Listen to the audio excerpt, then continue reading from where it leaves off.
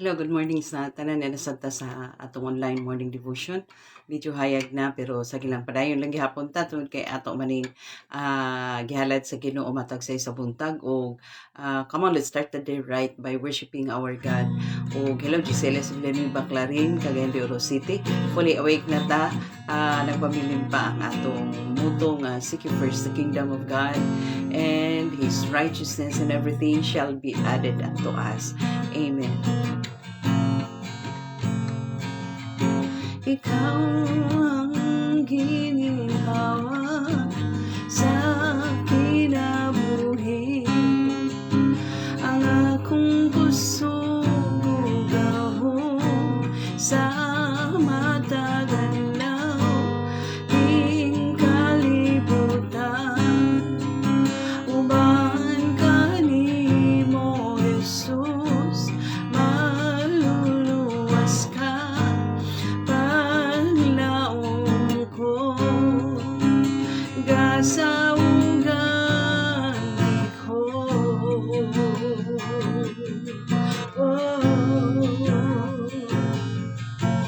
Tarong mo, matinud-anon ka, andam nga mupasaylo,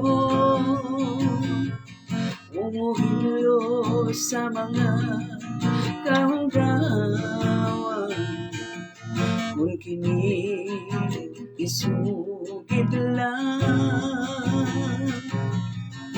Ikaw ang ginhawa sa kinabuhi, ang akong puso o gahom sa matagalaw ning kalibutan.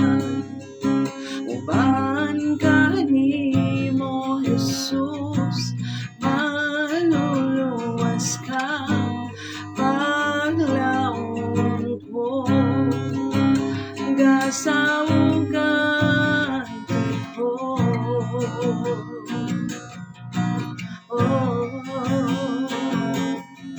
Matarong mo, matinud-anon ka, andam nga mupasaylo, umuhilo sa mga kahugawan, kung kini isugid lang. Tapos kang pasalamatan, tapos ka nga dahigon, tapos ka nga simbahon sa tanang higayon. Tapos kang pasalamatan, tapos ka nga dahigon, tapos ka nga simbahon sa tanang higayon. Tapos kang pasalamatan, tapos ka nga dahigon, tapos ka nga simbahon sa tanang higayon.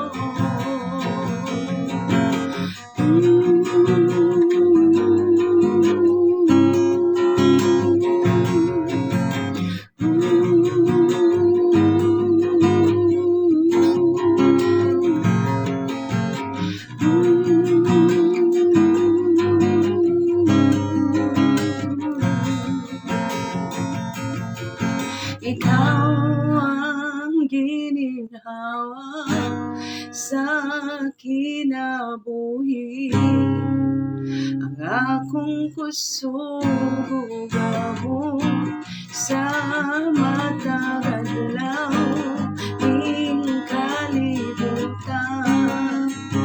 Uban ka nimo Jesus, maluluwas ka paglaong ko, gasawgan. Ikaw ang ginhawa sa kinabuhi, ang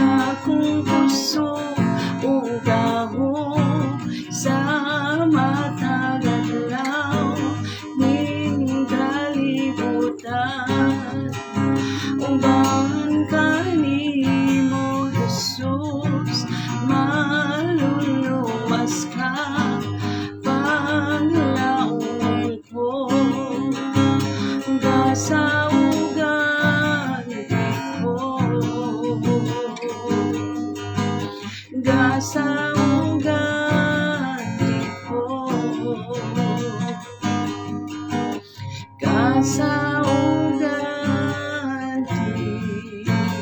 ko. Thank you kay Lord sa imong pagpukaw ka na mo ang mga nining sa isa kabuntagon, Lord, ug imong ginigol nga mobangon o God, ug gipasinati Lord sa imong mercy that are new every morning, oh God. Thank you kaayo bisan pa man nga ikaw mag-nurture na usab ka namo, magpasabot ka namo sa imong mahal nga pulong, Lord. Kabalo ni nga diha lamang gid mi ka-angkor, Ginoo, sa imong mahal nga pulong, oh God, kay nagkinahanglan gid kami niini, Lord, aron kami padayong magtupo diha sa kaalam kay balo panabot sa mga butang espirituhanon langit nun, oh God. Salamat kaayo sa imong mahal nga pulong nga amo na sa pagkahisgutan karon sa mubo, Ginoo, nga oras, o God, nga among gigahin din ni Lord sa morning devotion. Salamat kaayo, Lord. Dawata, Ginoo, ang among mga pagpasalamat, pagdaig, paghimaya, pinaagi sa gamhanan nga ngalan ni Ginoong Jesucristo nga among Ginoo maduluwas. Amen. So naana ta karon sa Book of Ezekiel, Book of Ezekiel naman ay tadaan, no? Pero naata karon sa chapter 27. Dini sa chapter 27 medyo taas-taas, no? Ang 27 kay it has 26 verses. So dili na lang nato basahon, medyo taas-taas na kay buntag na raban, no? Kabalo ko nga ang tanan karon kaning ang tanan busy sa pagpangandam karon sa mga bulhaton nining adlawng Sabado. Sa chapter 27 atong pick upon kung atong tanaw ng verse 1 to 10, no, kung atong tisingag basa, no, dunay duha ka butang o tulo ka butang nga makita nato dinha nga gihisgutan, no.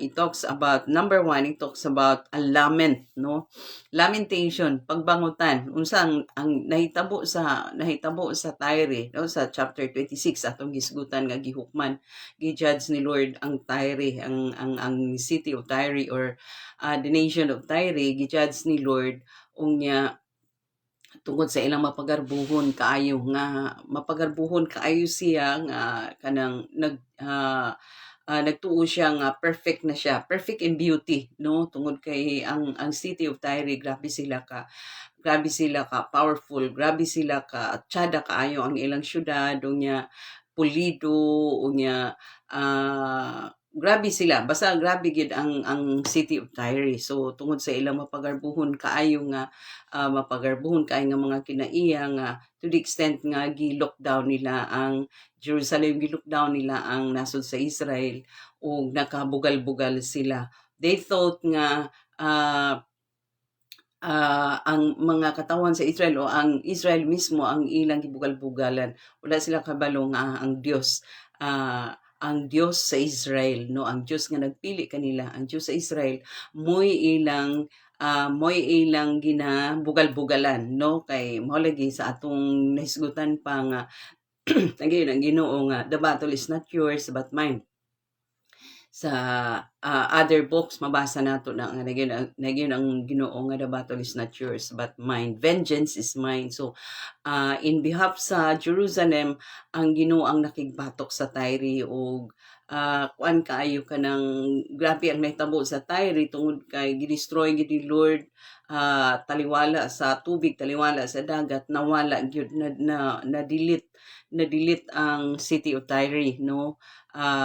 Nakita nato dito nga ingon gyud dito nga ang prophecy dito nga he will never be found again, he will never be rebuilt again, no, ang Tyre.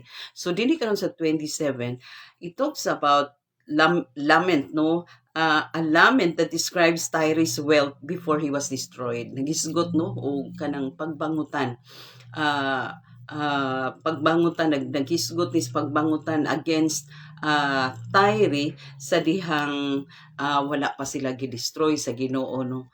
A lament that describes Tyre before he was destroyed, or before he was falling down, no. Kay giingnan ni Lord si Ezekiel nga mag-awit kag usa ka kanang lament, no, mag-awit kag usa ka lament, bagbangutan, no, against Tyre, sa nahitabo sa Tyre. Niyo diri, the word of the Lord came to me saying, "Now, son of man, take up a lamentation for Tyre. So it talks about a lamentation for Tyre. Muna siya primero nakita. Otro na to, ang first one na nakita nato, a lamentation. It talks about lamentation, a lamentation that describes Tyre's wealth before he was destroyed.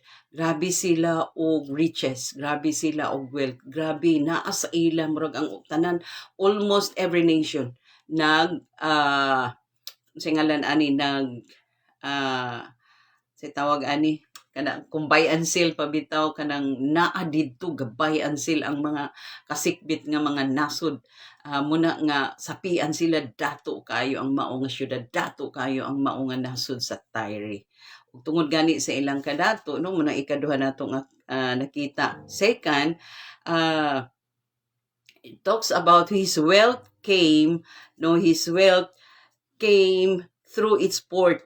Ang ilang kadato diha ang source sa ilang kadato, ang ilang sa tawag aning port sa binisaya aning port pantalan no nga where it receives goods from all around the nation, which other nation did not have access. Sila ra ang naay pipilara ang nasod nga naay access sa ilang port. Unya diha sila ga generate sa ilang wealth. Diha sila ga generate sa ilang riches, sa ilang pantalan no during the time sa ilang kanabitong diha ang mga barko, diha ang tanan nga mga gabay and sale diha sa ila gakuha og mga product. Mo nang hinungdan nga grabe na kayo ang ilang kadato no, grabe ang kadato sa Tyre nga almost every nation diha sila gabay and sale sa ilang dapit sa Tyre, diya sa ilang pantalan no, where it received goods from all around the country nga nagpalibot kanila, which other nation did not have access. Ang uban mga nasod wala gyud access no, pipila ra ang naay access ngadto kanila no. So tungod ani munang nahimo silang mapagarbuhon kay dato sila no. They thought nga perfect in beauty sila. Muna ingon diha no nga naguna-una sila nga perfect na sila. Labi na ang katahong nila sa ilang syudad, katahong sa ilang nasod compared to other nation. That's why gani naka-lockdown sila sa Israel, naka-lockdown sila sa Jerusalem. Ug tungod sa pag-lockdown nila nga gusto sila nga mag-rule sa mao nga dapit sa Jerusalem, gusto nila nga himuon nga slave ang Jerusalem, gusto nila himuon nga kanibang under sa ila nga lugar, under sa ilang syudad, under sa ilang nation. Ang nasod sa Israel dito na nasuko si Lord no, munang gisugutan dito sa mga previous chapter, dito na nasuko si Lord kay grabe na ang ilang mapagarbuhon na kay sila kay tungod kay Chada ang ilang nasod, dato sila no, perfect in beauty sila no, nagtuo sila nga ingon ana sila. So muna ang nakita nato dinhi. Ang ikatulan nakita nato, it talks also about his boasting no, it talks also about his boasting as if he is in perfect beauty na. Muna ang katulo nakita nato nga grabe na siya makaboast nga nagtuo siya nga perfect in beauty na siya kay naatanan ang katsada, naatanan ang kadato, naatanan ang wealth and riches na ana sa iya. So grabe ang iyang pagboast. So that's why mamang ganay reason nga gi-destroy gid siya ni Lord no, gi-judge siya ni Lord tungod kay ay dili di ay no, grabe 36 verses man day gani ang chapter 27. Now it has 36 verses no. So makita na to ang mga merchants dito dangop sa ila, dito ato sa ila kay almost everything nga gikinahanglan sa mga nasod na adito makita sa ila. Grabe ang resources nila. Mo nay nakapakuan sa ila, grabe ka mauswago ng ilang nasod no. Grabe ka tsada ang ilang nasod, ang ilang syudad. Muna nga grabe ang ilang pag-boast gyud sa ilang syudad. O kabalo gid ta nga in the sight of God, dili gyud mahimaya ang Ginoo sa boastful, no, dili mahimaya ang Ginoo sa mga proud, dili mahimaya ang Dios sa mga tagas kaayog pride, no. Mo nang ingon sa New Testament nga kanang God resist the proud but he gives grace to the humble, no. Kinsa to ang magpataas iyang paubson, kinsa to magpaubos iyang pagapatason. Ingon na ang ingon sa New Testament, mao ning nahitabo sa city of Tyre or nation of Tyre nga grabe sila ka mapagarbuhon kaayo. So kung atong basahon ang 36 verses sa chapter 27, actually daghan kay tag makutlo dinha, no, daghan kay tag makuhaan og lesson to learn, pero nagkutlo lang ta sa gihisgutan diri. Gihisgutan diri nga nagkutlo lang ta og tulo ka butang nga gihisgutan diri sa chapter 27. Utro na ako. The first one nga gihisgutan diha, it talks about lamentation, a lamentation that describes Tyre's wealth before he falls or before he was destroyed, no. Gihisgutan gyud unsa gyud kadato ang Tyre dayon.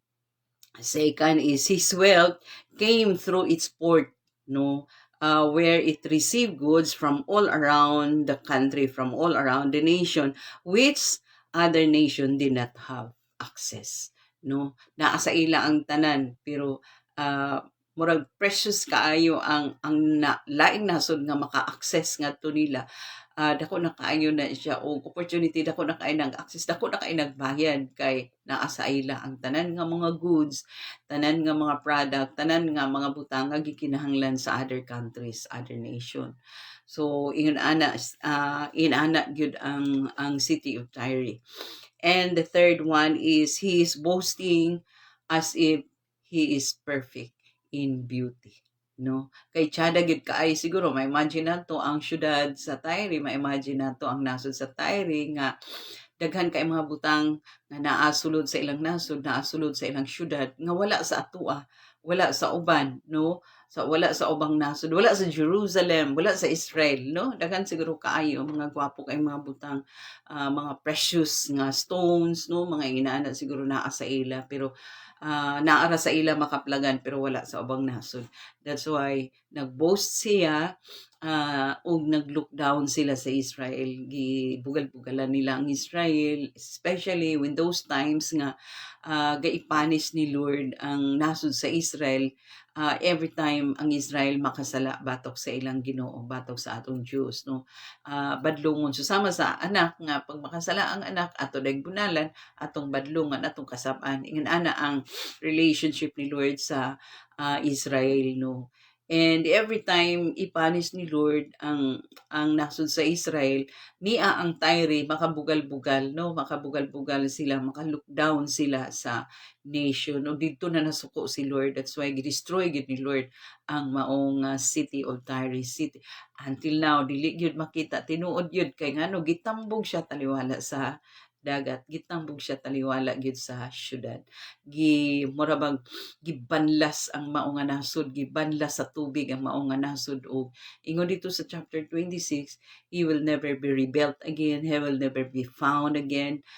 So inaana ang nahitabo sa Tyre. So dili gyud maayo magpagarbo, dili gyud maayo magpataas, kay dili gyud mahimo, di kay mutan, dili ganahan si Lord sa inaana nga mga kinaiya nga magpataas ta nga murag as if we are perfect. We are perfect in beauty. So munang tulo ka butang. So the last one is he is boasting. It talks about his boasting as if he is perfect in beauty. So munang naang nga naguol, no, naglamit na nagkuan bangutan si Ezekiel sa maong dapit sa Tyre, sa maong nga nahitabo sa dapit sa Tyre. Amen. Naot nga natay nakutlo karon, no, og nakakuha tag lesson to learn dinhi sa mao nga chapter, ug magampo ta labing balaan, gamhanan, mahigugmaon. Langit no na mga amahan, nagapasalamat gid kaayo kami sa matag karon unya nga mga pagpamuhat nimo sa kinabuhi namo, Lord, nga buhi ka kaayo nga Dios, gamhanan ka nga Dios, nga sa imong pagdumala sa among kinabuhi usay dili namo masabtan ang nagapangitabo sa among palibot apan Lord, you are always in perfect control. O daghang kay mga butang nga imong pasabot kanamo Lord tungod kay ang kinabuhi namo dinhi nga kalibutan process man gyud ay Lord. Aron nga kami maandam Ginoo sa sulod niya anang kinabuhi Ginoo nga everlasting o God. O thank you kaayo sa mga lesson to learn nga gakahutlo namo sa imong mahal nga pulong. Dalaygon kagid Lord sa walay katapusan naman. Busa Lord niini nga sais ka buntagon nagapray usab kami sa mga kaigsunan nga manarbaho, sa mga kaigsunan nga magapang-eskwela, mga kaigsunan namo nga mga teacher o God, mga kaigsunan namo Lord nga naay mga online nga trabaho, mga kaigsunan namo Lord nga naay mga business nga gipang-manage o God. Lord, ikaw Ginoo mamuhat, ikaw manglihok, ikaw manifest Ginoo sa tagsa ka kinabuhi. Lord, aron nga dumala nila ang ilang tagsa-tagsa ka mga endeavor, ilang tagsa-tagsa ka mga responsibilities, Lord, nga haom uyon sa imong kabubuton aron nga mag-prosper, aron nga mulampos Ginoo mo prosper ang matag sa ilang tagsa-tagsa ka mga endeavor. Dalaygon kagid Lord sa walay katapusan amahan. Ura gilain namo nga pasidunggan ikaw ra gyud Lord sa dawata ang among mga pagpasalamat Lord. Dawata ang among mga pagdaig, paghimaya, pinaagi sa gamhanan nga ngalan ni Ginoong Kristo nga among Ginoo maluluwas. Amen. Praise God. God bless us all until next morning.